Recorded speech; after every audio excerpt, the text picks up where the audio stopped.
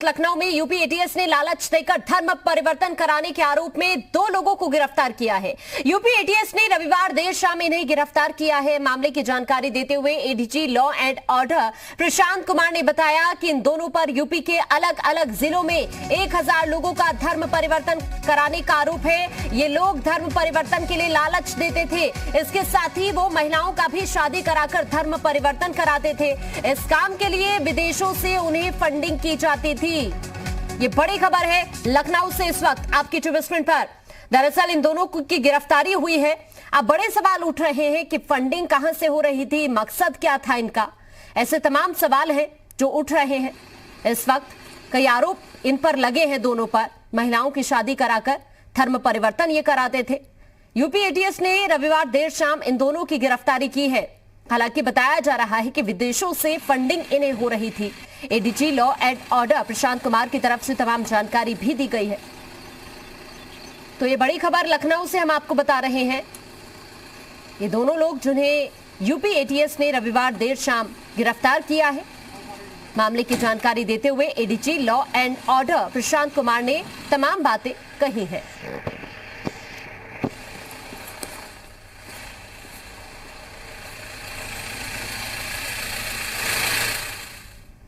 हमारे साथ बात करने के लिए एडीजी एलएनओ प्रशांत कुमार जी मौजूद हैं। सर, किस तरीके से ये गैंग काम करता था, कैसे लोगों का धर्मांतरण कराता था और इसके निशाने पर कौन लोग होते थे?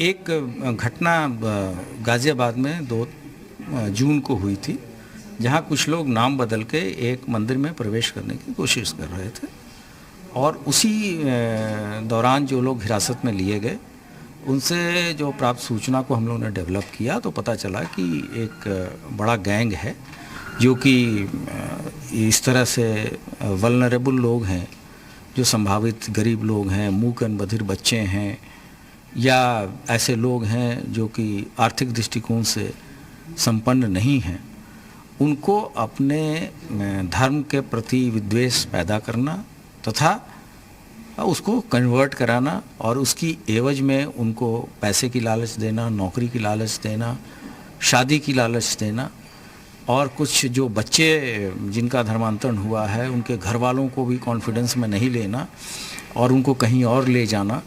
तो एक बहुत बड़ा रैकेट है जो कि जिसका खुलासा हुआ है और पहले भी प्रारंभिक पूछताछ की गई थी और उसके बाद से 2 व्यक्तियों को गिरफ्तार किया गया है, जिसमें से एक का नाम उमर गौतम है और दूसरा का नाम काजी जहांगीर आलम है। इन दोनों को पुलिस कस्टडी रिमांड में भेजा गया है। इसमें काफ़ी लंबी और गहरी विवेचना अभी आगे होनी बाकी है।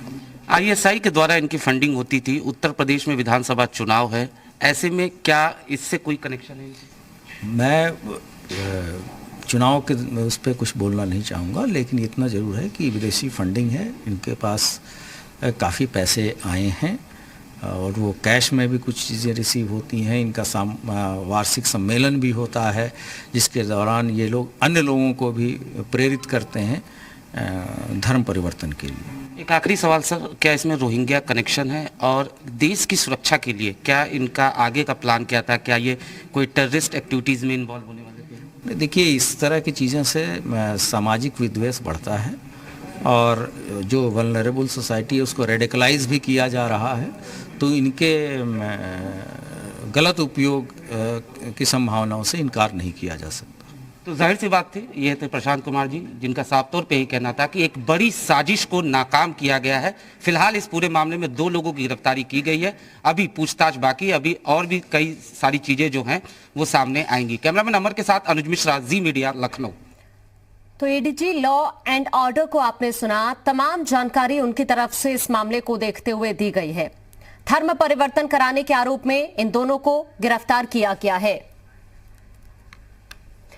अनुज, हमारे संवाददाता ज्यादा जानकारी के लिए हमारे साथ जुड़ गए हैं। अनुज, रविवार देर शाम को एटीएस ने इन दोनों को गिरफ्तार किया है। आरोप कई लग रहे हैं, धर्म परिवर्तन कराने का आरोप लगा है दोनों पर, लेकिन मकसद क्या था, फंडिंग कैसे हो रही थी, तमाम सवाल उठ रहे हैं इस मामले को देखते हुए। अब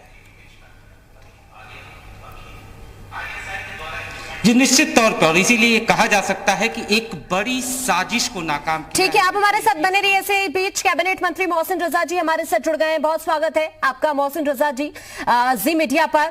देखिए, जिस तरह से ये मामला सामने आया है, एटीएस की तरफ से 2 लोगों को गिरफ्तार करना, धर्म परिवर्तन कराने के आरोप इन पर लग रहे हैं। सबसे पहले आपका रिएक्शन सर इस मामले को लेकर। देखिए, उत्तर प्रदेश में आदरणीय योगी जी के नेतृत्व की सरकार है। यहाँ पर इस तरह की चीजों को हमारा पुलिस प्रशासन, हमारी एजेंसियां, सुरक्षा एजेंसियां नाकाम करती रही हैं और उसी क्रम में आज एक बहुत बड़ा काम एटीएस ने किया है, क्योंकि हम इस तरह की चीजों की छूट किसी को उत्तर प्रदेश में नहीं देंगे कि जबरन किसी का धर्म परिवर्तन कराया जाए, महिलाओं को डरा धमका कर या पैसे का प्रलोभन देकर उनको धर्म परिवर्तन कराया जाए। इसकी छूट उत्तर प्रदेश में अपनी योगी जी की सरकार में किसी को नहीं मिलेगी। और अगर कोई इस तरह की हरकत करेगा तो यही अंजाम होगा जो आज इन 2 लोगों का हुआ है। इस तरह से इन दोनों को पकड़ के एटीएस ने और ये हमारे श्रीनगर थाने में इनके खिलाफ मुकदमा भी पंजीकृत हुआ है। तो ये अपने आप में ये कोई नई चीज नहीं है। ये परंपराएं पिछली सरकारों में पड़ी थी, ये आदी हो गए लोग हैं। ये हमारे देश की सुरक्षा का भी बहुत बड़ा इशू है। उसको लेकर हमारी सुरक्षा एजेंसियां लगातार राउंड द क्लॉक काम कर रही हैं। उत्तर प्रदेश में आदरणीय योगी जी के नेतृत्व में उसका परिणाम है। हम ऐसे लोगों को जेल के पीछे डालेंगे और जो लोग इस षड्यंत्र में शामिल हैं, कौन लोग फंडिंग करते हैं, इस सारी चीजों का खुलासा करेंगे day by day. Mohsin Raza जी, क्या आपको भी लगता है कि इस मामले को लेकर रोहिंग्या कनेक्शन हो सकता है? देखिए, ऐसा है, इन सब मामलों को लेकर कितना बड़ा कनेक्शन हो सकता है, कितना बड़ा नहीं, ये अभी जल्दबाजी होगी, लेकिन इससे इनकार भी नहीं किया जा सकता। इससे इनकार भी नहीं किया जा सकता और लग रहा है कि ये बहुत बड़ा नेक्सस हो सकता है, क्योंकि अभी सिर्फ 2 लोगों को गिरफ्तार किया गया है। देखिए, आपको अच्छी तरह से सभी प्रदेशवासियों को, देशवासियों को पता है आपके चैनल के माध्यम से, एक ऐसा व्यक्ति जो भागा हुआ है हिंदुस्तान से, जिसके खिलाफ काफी मुकदमे पंजीकृत हैं और वो यही काम किया करता था। तो ये सब उसी के रूट हैं, ये उसी के रूट हैं। तो इसलिए हमारी एजेंसियां कितनी सतर्क हैं और आदरणीय योगी जी कितना गंभीरता से इस सब विषय को लेकर रखते हैं कि ताकि कोई परिंदा पाए इस तरह की चीजें फौरन, अगर कहीं पर भी कुछ हो रहा होता है तो तत्काल पकड़कर इनका काम किया जाता है और उसके आगे कौन लोगों के तार इससे जुड़े हैं, हम उस पर काम करती हैं हमारी एजेंसियां। हम इस तरह की चीज किसी को नहीं करने देंगे, इसीलिए हम ये कानून लेकर आए हैं। जो धर्मांतरण का कानून आया है प्रदेश में, जो लोग विरोध कर रहे थे, ये उनको भी एक सबक है कि आज एटीएस ने ये साबित कर दिया कि ये कानून की जरूरत उत्तर प्रदेश में जरूर थी, लेकिन पिछले लोग तुष्टीकरण की राजनीति के चलते नहीं लाते थे। लेकिन जिस तरह से ये मामला सामने आया है, बताया जा रहा है कि विदेश से फंडिंग भी हो रही थी। विदेश से फंडिंग हो रही है, देश के कौन कौन और राज्यों से फंडिंग हो रही है, ये सारी चीजें, क्योंकि आज के जमाने में कोई चीज छुपेगी नहीं। हमारी एटीएस, हमारी सुरक्षा एजेंसियां बहुत मुस्तैद हैं उत्तर प्रदेश के अंदर, इसीलिए कानून का राज स्थापित है और इस तरह के लोगों को पकड़ पकड़ के हम जेल में डालने का काम कर रहे हैं लगातार, जब से हमारी 2017 से सरकार आई है आदरणीय योगी जी के नेतृत्व में। लेकिन जिस तरह से अभी आपने देखिए कई बड़ी बातें कही हैं, आपने कहा इस तरह के लोगों के खिलाफ लगातार कार्रवाई की जा रही है, आगे भी कार्रवाई करते रहेंगे, अभी और भी बड़ा नेक्सस हो सकता है तो उसको लेकर भी लगातार कार्रवाई की जा रही है। लेकिन क्या आपको नहीं लगता कि और ज्यादा स्ट्रिक्ट एक्शन लेने की जरूरत है? देखिए, हमने कहा ना कि ये सारी हमारी जो एजेंसियां काम करती हैं, हमारी खुफिया एजेंसियां भी हैं जो काम करती हैं, इस तरह से इन कामों को बहुत ज्यादा अगर आप हाईलाइट करके करेंगे तो इस तरह के जो बड़े शातिर होते हैं ये लोग, ये ठिकाना बदल देते हैं। तो इन पर बाकायदा तरीके से काम करना पड़ता है, समय लगता है, लेकिन इससे ये साफ पता चलता है कि उत्तर प्रदेश का मुखिया हम आदरणीय योगी जी के नाम से जानते हैं, उन्होंने किस तरह से उत्तर प्रदेश में ऐसे लोगों पर लगाम लगाकर रखी है जो लोग बजाय किसी अच्छे कार्य के बुरे कामों में लगे हैं और इस तरह का माहौल पैदा कर रहे हैं। धर्म परिवर्तन जबरन कराना, पैसे लेकर कराना, कौन फंडिंग कर रहा है, कौन सी ताकतें इनके साथ शामिल हैं जो जबरन धर्म परिवर्तन करा रहे हैं। तो ये ऐसे लोगों के खिलाफ इनकी साजिश को भी नाकाम करेंगे, ऐसे लोगों को जेल में डालने का भी काम करेंगे। ये है योगी सरकार जी। लेकिन क्या आपको नहीं लगता कि लोगों को जागरूक रहने की भी जरूरत है अगर इस तरह से, क्योंकि इनके लिए बताया जा रहा है कि ये मोटिवेशनल बातें करते थे और फिर लोगों को फंसाते थे, लेकिन ऐसे में जरूरत नहीं है कि आम जनता को भी जागरूक होना पड़ेगा इन सब चीजों को देखते हुए?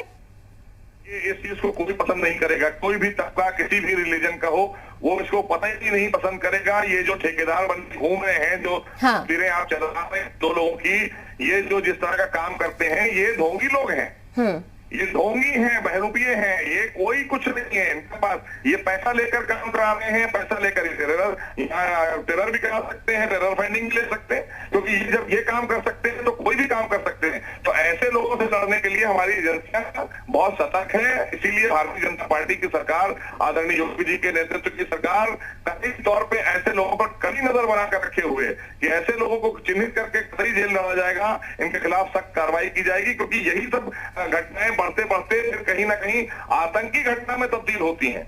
उसमें तभी तो धर्म परिवर्तन की बात जहां तक आ रही है, उन्होंने जिन लोगों को, इनोसेंट लोगों को या गरीब तबके को, मूक बधिर लोगों को, महिलाओं को टारगेट बनाया, फिर उसके बाद दबाव बनाते हैं।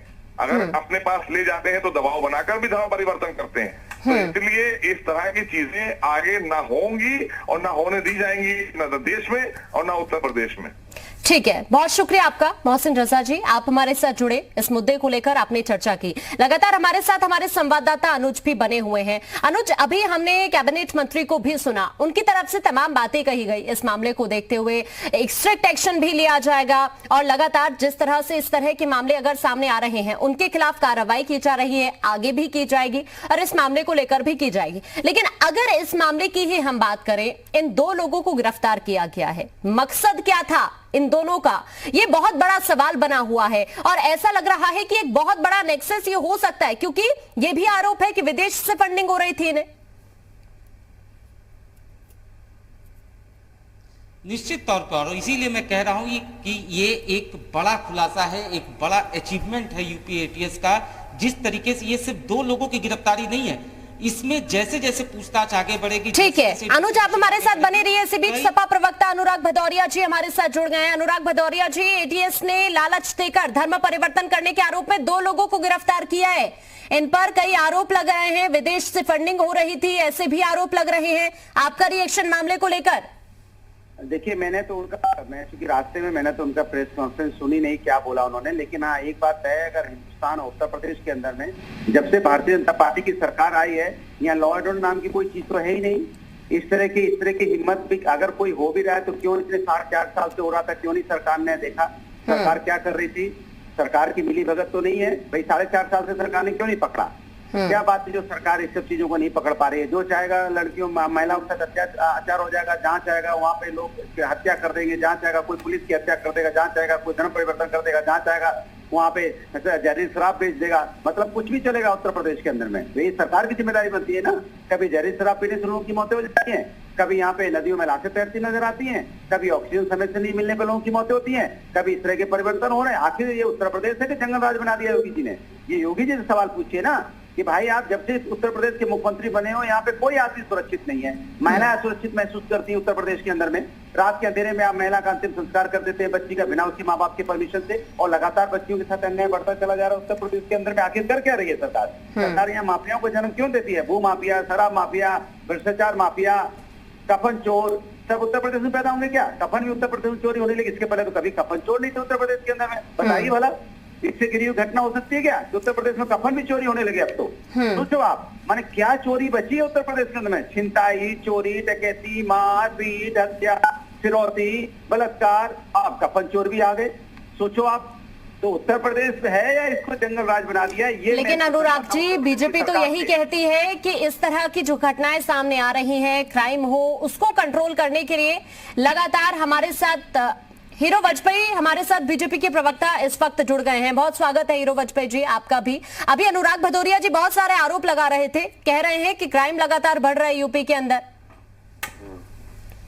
देखिए, अनुराग जी जो बचाव करने की कोशिश कर रहे हैं ना, बात को डाइवर्ट करने की, जो लोग दोषी हैं इस केस में, जो लोग पकड़े गए हैं, वो दरअसल क्या है, उसी की तुष्टीकरण, उसी वोट बैंक की ये लोग राजनीति करते हैं, उसी के लिए सारी पार्टियां नूरा कुश्ती कर रही। तो इसलिए अपराधी अगर किसी विशेष धर्म से होगा तो इनको अपराध नहीं दिखेगा, उसको ये दूसरी तरफ डाइवर्ट कर। इनको आज इसकी लगातार इसकी वो करनी चाहिए कि गलत बात है और इस तरह का गलत और घृणित कार्य हो रहा था जिसमें लोग लिप्त थे, पुलिस ने उन्हें पकड़ा, गिरफ्तारी हुई। आज इन्हें इसकी प्रशंसा करनी चाहिए, ना कि इन्हें केवल उस मुद्दे को डाइवर्ट करने के लिए अपराध की और श्रेणियां बताएं। जो वर्तमान में अपराधी पकड़े गए हैं, ये पुलिस का उत्कृष्ट कार्य है। जो लोग इस तरह का धर्मांतरण कराने के दोषी हैं, उनकी गिरफ्तारी हुई है। मुझे लगता है इसमें बहुत मुश्किल होगी अनुराग जी को इसकी प्रशंसा करने में पुलिस की, ठीक क्योंकि है। वोट बैंक की राजनीति और तुष्टीकरण की राजनीति करने वाली पार्टियों बिल्कुल, और इसीलिए ये एक बड़ी सफलता के तौर पर देखा जा रहा है। लेकिन मामले को लेकर आगे अब क्या खुलासे होते हैं, क्योंकि 2 लोगों को गिरफ्तार कर लिया गया है इस मामले में धर्म परिवर्तन कराने के आरोप में, क्योंकि विदेश से फंडिंग हुई है ये कहा जा रहा है। मकसद क्या था, अब जब आगे पूछताछ होगी तो ये भी साफ हो जाएगा।